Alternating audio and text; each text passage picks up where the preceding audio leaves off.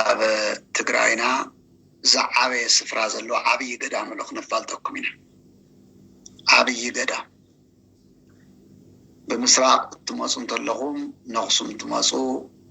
ብምዕራብ እውን ንአክሱም ትወፁ ኣበይ ከባቢ ከም ዝርከብ ከመይ ከም ዝኾነ ክነግረኩም እየ ኣብ መወዳእታ ናይ ጻድቕ ማንነት ምስ ነገርኩም መልአከ ኣርያም ድማ እቲ ገዳም ኣስከባቢ ከም ተመስረተን ኣብኡ እንታይ ዓይነት ኣገልግሎት ከም ዝወሃብን ብምንታይ ደረጃ ከም ዘሎን ደንብ ገይሮም ከብራሩልና እሺ እግዚአብሔር ንኣና ዝሃበና ጸጋን በረከትን ማንም ኣይሃብን እተባና ዘሎ ጸጋ እቲ ክርስቶስ ተወለደላ ኢየሩሳሌም ዓዲ አብርሃም ዓዲ ይስሐቅ ዓዲ ያዕቆብ ዓዲ ዳዊት እኳ ዝኾነት ኢየሩሳሌም ኣባና ዘሎ በረከት የብላ ከም ትፈልጥዎ ኩሎም ወጻእተኛታት ብምሉኦም ቅዱሳን ዝበሃሉ ተሰዲዶም በሃይማኖት ምክንያት ተሰዲዶም መኽየዲ ስኢኖም ናባና እዮም መፅኦም ኩሎም መፅኦም ድማ ኣባና ንምንታይ ክመፁ ክኢሎም ኢልና ክንጥይቕ ይግባእ ሓደ እቲ ህዝብና ከምቶም ካልኦት በኣምልኾተ ጣዖት ዝነበረ ህዝቢ ኣይኮነን ብህገ ልቦና ናይ አብርሃም እምነት ተቐቢሉ ኣምላኽ ብኣምላኽ ብሓደ ኣምላኽ ዝኣምን ዝነበረ ዘምልኽ ዝነበረ ህዝቢ እዩ ብህገ ኦሪት እንደገና ብጽላተ ሙሴ ምክንያት ንእግዚአብሔር ዘምልኽ ዝነበረ ህዝቢ በአዲስ ኪዳን በክርስትና ናይ መጀመርያ ካብ ኢየሩሳሌም ቅዲ ክርስትና ተቐበለ ህዝቢ ልዕሉ እዚ ድማ ብተፈጥሮ ብጣዕሚ የዋህን ቅኑዕን እዩ እንግዳ ዝፈቱ እንግዳ ዝቕበል ስለዚህ መብዛሕትኦም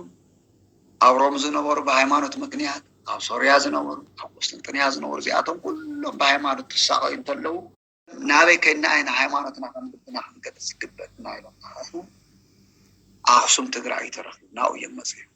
ንምንታይ ናብ ኢየሩሳሌም ዘይከዱ ኢልና ክንጥይቕ ንኽእል ኢና ናብ ኢየሩሳሌም ከይዱ ዝመነነ እኳ ብዙሕ የለን ንምንታይ እስራኤላውያን ናይ ወፃኢ ሰብ ናይ ምቕባል ልምዲ ይነበሮም ብጣዕሚ ሓያላት እዮም እንግዳ ናይ ምቕባል ናታቶም ስራሕ ይነበረን አብርሃም ግን ከምኡ ነይሩ ልዕሊ ኩሉ ጭካኔ ዝነይርዎም ጭካኔዮም እንታይ ኢየሱስ ክርስቶስ ከመይ ከም ዝሰቐልዎ ኩሉ ስለ ዝፈልጥ ከመይ ከም ዘሳቀይዎ ስለ ዝፈልጥ መብዛሕትኡ ናብኡ ዝኸደ ይነበሩ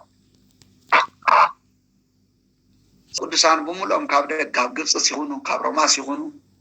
ካብ ኣውሮፓ ካብ ግሪክ ሲሆኑ ካብ ቁስጥንጥንያ ይኹኑ ብምሉኦም ናባና እዮም መፅኦም ንምሳሌ እቶም ትሽዓተ ቅዱሳን ንብሎም ኣቡነ ኣረጋዊ ኣባ ገሪማ ኣባ ፀማ ኣባ ጴንጤሌዎን ኣባ ኣቡነ ኣልየፍ ኣቡነ ጉባ ኣቡነ ይማእታ ኣቡነ ኣረጋዊ ኣቡነ ሊቃኖስ እዚኣቶም ብምሉኦም ኣብ ትግራይ እዮም መፅኦም እና ኣባ ሰላማ ነፃነት ጀሚሩ ካልኦቶም ከዓን ካብ ሃገር ውሽጢ ካብቲ ሕዚ ዝምሕመሰላ ዓዲ ብምሉኦም ከዓን ፈሊሶም ናብ ትግራይ መፅኦም ኩሎም ኣብ ትግራይ መክሰም ሕዚ ኣባገለ ዝበሃሉ ዘሎ ማለት እዩ እና እዚ ገዳም እዚዩ ካብቶም ኣብ ትግራይ ዘለዉ ቀደምቲ ዝበሃሉ ገዳማት ሓደ እዩ ገዳም ኣቡነ ኣላኒቆስ ይበሃል ገዳም ኣቡነ ኣላኒቆስ ይበሃል እዚ ገዳም እዚዩ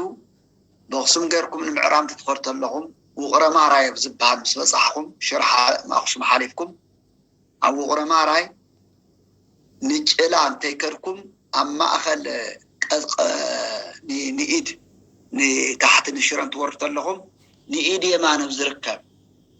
ንምሳሌ እንዳ ኣባውሩኽ ዝበሃል ከባቢ እንተሪኢኹም ኣብቲ ፀጉዑ ልዕሊ ኢሉ ኣብኡ ዝርከብ ዓብይ ገዳም እዩ ጥቓ ደብረ መንኮራ ኣቡነ መድኃኒነ እዚ ማለት እዩ ኣቡነ መድኃኒነ እዚ ድማ ኣበ መነኮሳትና ኩሎም መነኮሳትና በተለይ ናይቶም ትሽዓተ ከዋኽብቲ ንብሎም ናይና ኣቡነ ሳሙኤል ኣቦ እዮም ኣብ ጥቕኦም ጎኒ ንጎኒ ማለት እዩ ብጣዕሚ ዓብይ ዝኾነ ገዳም ናይ ሓድነት ገዳም እዩ نحادنة قدام مالتها مالتيو كلتا بيتا كريستيان اللو اتحادي مؤمن كهنات منقصات بحادة خوينهم زقل قللو تحادي قن منقصات راي قدس اللنبر حقاويان كهنات زي قدس اللو آنست زيات ومالتي سلافي عبي قرامي نمنتهي ناس يمسين هايو نايت قدام بعالوانا عبون من كم زخونو نخندل سالكمي زقدام زيو ماي برازي يبان ماي برازي تعدي ماي برازي